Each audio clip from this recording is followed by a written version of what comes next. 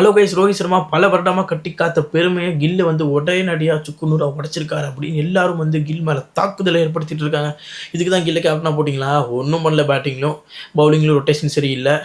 என்னப்பா பண்ணுறாரு அவர்? நிதிஷ் ராணாவை எதுக்கு கொடுத்தீங்க? முதல்ல வாஷிங்டன் சுந்தர் இருக்கும்போது அவர் நல்லா செட்டில் ஆகிட்டார். இந்த மாதிரி நிறையா விஷயங்களை வந்து கில் மேலே வந்து தாக்கிட்டு இருக்காங்க. நான் ஒன்றே ஒரு விஷயம் தான் சொல்லணும். கில்லுக்கு டெஸ்ட் கேப்டனாக இங்கிலாந்து சீரீஸில் கொடுத்தாங்க.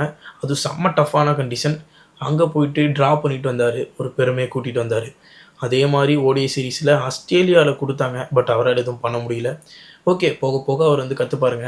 ஏன்னா வந்து டஃப்பான கண்டிஷனில் தான் அவர் கேப்டன்ஷிப்பே கிடச்சிருக்கு. அதனால் அடி வாங்கி திருப்பி எழுந்து வருவார். அதில் சந்தேகம் கிடையாது. ஃபியூச்சர் கேப்டன் கில் T20 ஓடி டெஸ்ட் எல்லாத்தில் அவர் தான் கேப்டனாக இருக்க போகிறாரு.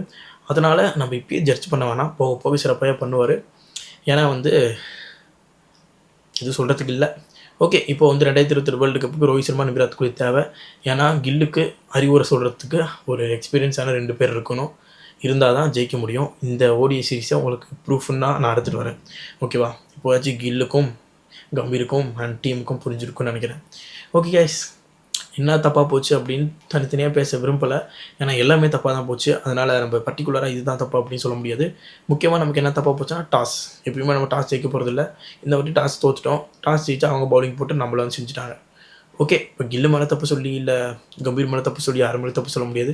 சீரீஸை தோத்தாச்சு. அடுத்தடுத்த மேட்ச் நம்ம ஜெயிக்க வேண்டிய வேலையை பார்ப்போம். அடுத்தடுத்த சீரீஸை ஜெயிக்க வேண்டிய வேலையை பார்ப்போம். ஓகே கைஸ், நீங்கள் சொல்லுங்கள், கில்லு மேலே தான் உண்மையாலுமே தப்பா?